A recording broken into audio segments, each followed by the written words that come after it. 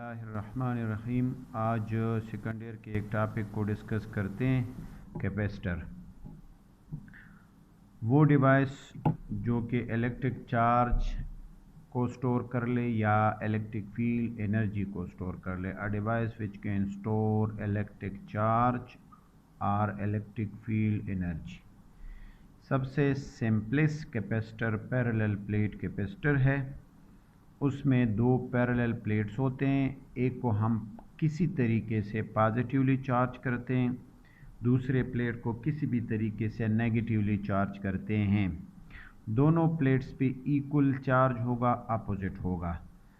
इन दोनों को हमने डिस्टेंस d पे रखा है, तो जितना आप इन दोनों प्लेट्स को चार्ज कर रहे हैं तो उतना ही इन दोनों के दरमियान पोटेंशियल डिफरेंस बढ़ रहा है। तो मैथमेटिकली हम इसको यूँ लिख सकते हैं कि Q is directly proportional to the potential difference. इस इक्वेशन का मतलब ये है कि जितना आप प्लेट्स पे चार्ज बढ़ा रहे हैं उतना ही उन दोनों प्लेट्स के दरमियान पोटेंशियल डिफरेंस बढ़ेगा और उसको हम V कहते हैं। पोटेंशियल डिफरेंस को V कहते हैं। हमेशा प्रोपोर्शनलिटी को जब इक्वलिटी में हम चेंज करते हैं उधर एक कांस्टेंट लगाते हैं। इधर जो कांस्टेंट मैंने लगाया है उसको कहते हैं C। C क्या चीज़ है?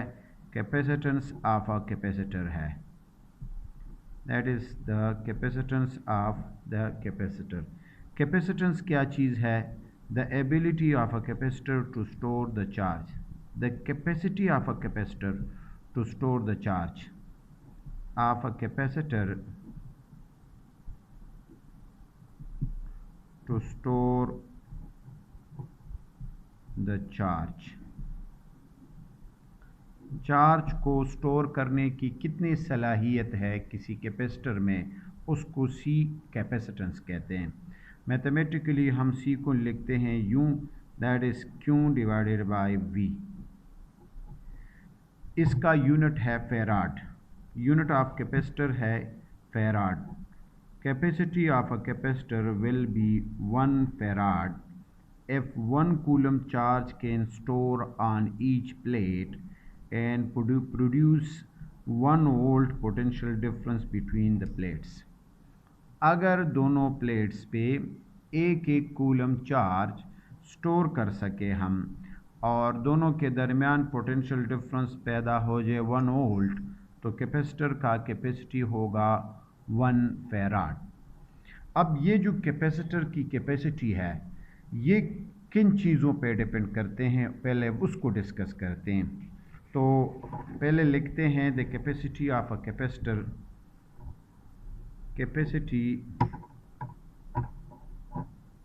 Capacitance of parallel plate capacitor. एक पैरेलल प्लेट कैपेसिटर है। सपोज़ ये दो प्लेट्स है, इसको हमने पॉजिटिव चार्ज किया है और ये एक प्लेट है, इसको हम नेगेटिव चार्ज करते हैं। दोनों इक्वल प्लेट्स है, इन दोनों के दरमियान फासला d है। इलेक्ट्रिक फील्ड पॉजिटिव चार्ज से डायरेक्शन है उसका नेगेटिव चार्ज की तरफ। पॉजिटिव प्लेट से इलेक्ट्रिक फील्ड का डायरेक्शन है नेगेटिव की तरफ। तो इस प्लेट का सपोज एरिया है d और इसके दरमियान हमारे पास फ्री स्पेस है, कोई मीडियम नहीं है। तो एक as we know that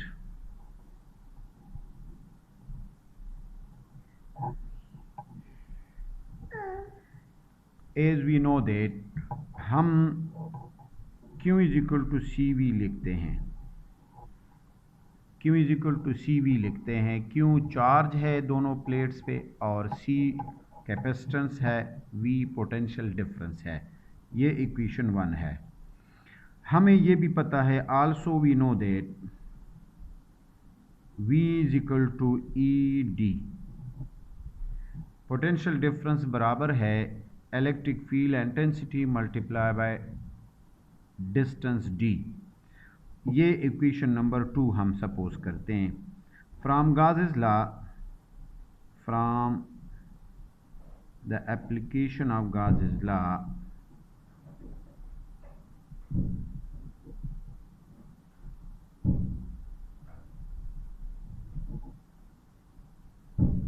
we can write, we know that, or we can write E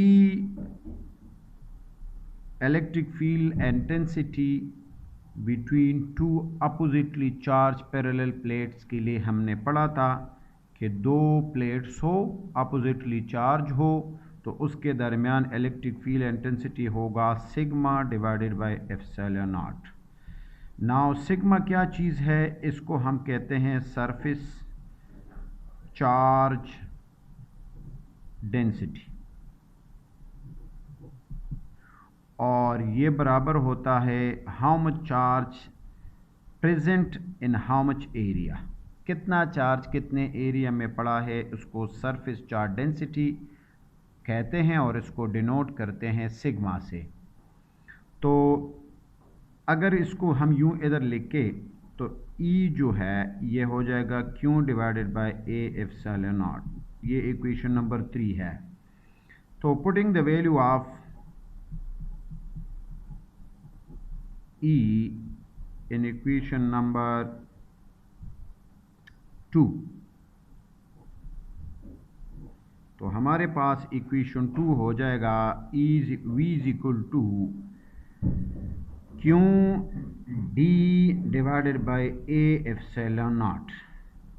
अब इसकी this is equation number 4। Equation 4 की वैल्यू आप पुट कर ले इक्वेशन नंबर 1 में। Putting value of equation number 4 in equation number 1। Equation 1 आपको पता है कि C is equal to Q by V है, और इक्वेशन नंबर 4 हमारे पास V is equal to Q D divided by A epsilon naught है। इस V की वैल्यू इधर पुट कर ले तो C आ जाएगा, this C becomes Q divided by Q D divided by A epsilon naught. Q Q ख़त्म, C is equal to A epsilon naught divided by D। इस इक्वेशन से क्लियर है कि capacity of parallel plate capacitor depend करते हैं area of the plates पे। अगर plates का एरिया ज़्यादा है तो फिर इसका मतलब है ज़्यादा चार्ज स्टोर हो सकेगा और ज़्यादा इलेक्ट्रिक फील्ड प्रोड्यूस होगा प्लेट्स के दरमियान, तो एनर्जी भी ज़्यादा स्टोर होगा। और D जो है डिस्टेंस बिटवीन द प्लेट्स है। अगर प्लेट्स के दरमियान डिस्टेंस ज़्यादा है तो फिर फील्ड वीकर होगा, एनर्जी कम स्टोर होगा, चार्ज भी कम स्टोर हो सकेगा। ये इन्वर्स प्रोपोर्शन है। और ये जो एप्सिलॉन नॉट है ये परमिटिविटी ऑफ द मीडियम है, परमिटिविटी ऑफ फ्री स्पेस है। अगर कोई मीडियम नहीं है, फ्री स्पेस है, तो फिर इसको एप्सिलॉन नॉट लिखते हैं। कोई और मीडियम है जिसको हम डाइलेक्ट्रिक कहते हैं, उसको दूसरे टॉपिक में डिस्कस करते हैं। इसके बाद जो टॉपिक है इंशाल्लाह उसको डिस्कस करते हैं कि अगर कोई और मीडियम हम इंसर्ट कर ले बिटवीन द प्लेट्स तो फिर क्या होगा।